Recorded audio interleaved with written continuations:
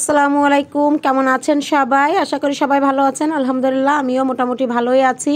তো এই যে এটা কিন্তু আমার আগের ভিডিও ছিল, শেয়ার করা হয়নি। যেদিন আর কি বাড়ির উদ্দেশ্যে রওনা দিয়েছি, মানে বাসা বাড়ি যেখানে থাকি, তো 5:30টার দিকে বের হয়ে গিয়েছিলাম। দেখেন বাইরে প্রচণ্ড কুয়াশা, এত কুয়াশা। আর যাচ্ছিলাম কিন্তু ভ্যানে করে, কারণ এত সকালে সিএনজি জি বাইক কিছুই পাওয়া যাচ্ছিল না। একটা পরিচিত ভ্যান ছিল, তাকে বলে রাখছিলাম। তো 5:30টার দিকে রওনা হয়েছি। বাইরে দেখেন কেউই ছিল না আশেপাশে, শুধু আমরাই।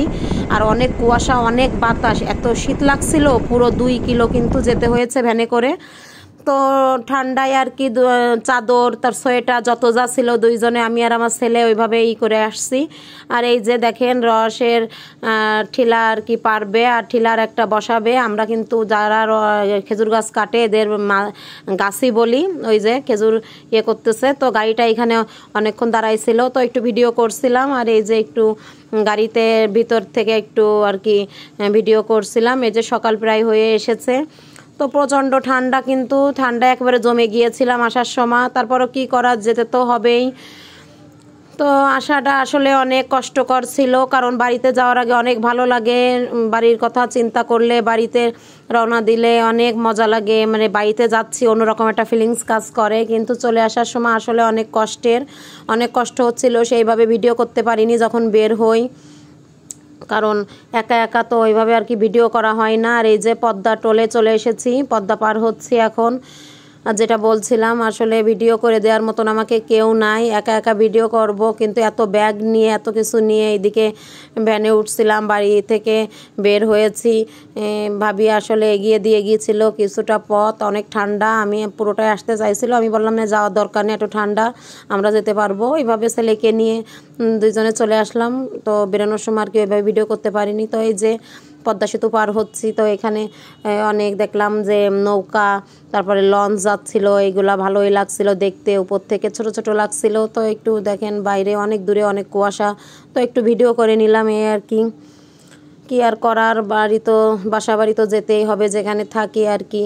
তো এখান থেকে কিন্তু ঢাকায় যেতে তেমন একটা সময় লাগে না, কিন্তু আমি যেখানে থাকি অনেক সময় লাগে। এই যে অবশেষে এসে পৌঁছে গেছি বাড়িতে। সামিউলের বাবা দেখি স্ট্যান্ডে দাঁড়ায় আছে আমাদের রিসিভ করার জন্য। তো পরে দেখেন ঘর বাড়ির অবস্থা। আর ওই যে কবুতর ছেড়ে দিয়েছে, সে তো দিব্যু ঘুরে বেড়াচ্ছে ঘর দিয়ে। আর এই যে অবস্থা কি করে রাখছে দেখেন। এতদিন থেকে আসলাম, একটা গাছেও পানি দেয়নি, ঘর টর সব এলোমেলো। পুরুষ মানুষ মনে হয় আসলে এমনই হয়, নাকি আমারটা বেশি জানি না, একটু তো গোছাই না, এইরকম জমিদার। দেখেন অবস্থা কি, মানে বেডও একটু গোছাই রাখবে, মশারি ওইভাবে টাঙায় রাখা, ওইভাবেই চলে যায় অফিসে, রাত্রে আসে এর ভিতর আবার ঘুমাবে। তাহলে অবস্থা দেখেন। একটু বিছানাটাও ঠিক করিনি। আর যে দুইটা ব্যালকনির অবস্থাই খারাপ করে রেখেছে। আর এই যে গাছগুলা দেখেন সব মরে গেছে, আমার মরিচ গাছগুলা সব মরে গেছে। এত সুন্দর ফুল দেয়, দেখেন সব গাছগুলো শুকায়ে দেখি একেবারে শেষ। পরে তাড়াতাড়ি এসে আগে পানি দিলাম, জানালা খুললাম। একদিনও জানালা খুলিনি, পর্দা সরাইনি। তাড়াতাড়ি বেডটা চেঞ্জ করব। আসার আগে বলেছিলাম যে বেডটা একটু অন্তত চেঞ্জ করে রাখো, যাতে এত লং জার্নি করে এসে একটু শুতে পারি। তো তারপরেও দেখেন কিছুই করিনি, এসে দেখি এলোমেলো। এই না হলে পুরুষ মানুষ। তো তাড়াতাড়ি করে চাদরও খুঁজে পাচ্ছিলাম না, পরে একটা পেলাম, কোনো রকম একটু ঝেড়ে বিছানাটা ঠিক করলাম। আর এই ঘরের এইগুলা সব পরে করব। কবুতরটা দেখি সারা ঘর দিয়ে ঘুরে বেড়াচ্ছে, সারাদিন নাকি এরকম ছাড়াই থাকে। তো সব কিছু মিলে আর কি টুকটাক করে নিলাম। অনেক মেজাজটা খারাপ হচ্ছিল, কোনো কিচ্ছু বলিনি, নিজের মতো করে একটু একটা ঘর আগে গোছগাছ করে নিয়েছি, বাকিটা ভাবলাম কাল থেকে শুরু করব। পরে একটু ঘরটা মুছেও নিয়েছিলাম, কারণ ঘরের ভিতর পাড়া দিতে পারছিলাম না।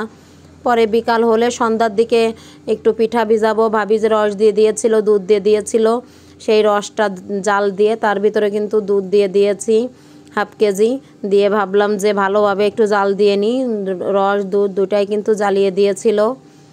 পরে এই যে ভালো করে বলক উঠিয়ে আমি কিন্তু দারচিনি এলাচ দিয়ে দিয়েছি। অনেকে আবার এর ফ্লেভারটা সহ্য করতে পারে না, কিন্তু আমার কিন্তু ভালোই লাগে, এজন্য দিয়ে দিয়েছি। তো ভালোভাবে বলক উঠিয়ে পরে নামিয়ে নিব। খুব বেশি ঘন করা যাবে না, তাহলে কিন্তু পিঠা ভেজে না অতটা, কারণ এর আগেও আমি একবার খুব ঘন করেছিলাম, দেখি যে পিঠা কিন্তু ভালোভাবে ভেজে নিই, এজন্য হালকা যে একটু পাতলা রেখেছি। আর এর ভিতর তো নারকেল দিয়ে দিয়েছি, কারণ ভেজানো এই যে চিতই পিঠা আমার কিন্তু নারকেল না দিলে ভালোই লাগে না, নারকেল দিলে কিন্তু সেই স্বাদ লাগে। এই 4টা পিঠা আর কি আমি এখন ভিজিয়ে নিব। আর শর্ট টাইমে কিন্তু আমি পিঠাটা বানাইনি, এটা ভুলে গেছি বলতে। আমি পিঠাটা কিন্তু বাইরে থেকে কিনে এনেছি। সন্ধ্যার দিকে একটু বাইরে বের হয়েছিলাম যে পিঠা খাবো, তো বাইরে থেকে কিনেই আনছি, কারণ এসে তো আর বানানো সম্ভব না। তো টাটকা রস আর দুধ দিয়ে ভাবলাম একটু ভিজাই, এই জন্য আমি বাইরে থেকে কিনে এনেছি। তো এই যে সারা রাত কিন্তু আমি ভিজাই রেখেছিলাম। তো উঠাতে গেছি, দেখি ভেঙে যাচ্ছে, এতটা আর কি ভিজছে। পিঠাটা দেখলেই বুঝতে পারছেন, অনেক সুন্দর। তো বাসায় আসলে বানানো অনেক ঝামেলা, তার থেকে শর্টকাটে কিনে এনে যে ভিজাইছি এটাই সুন্দর।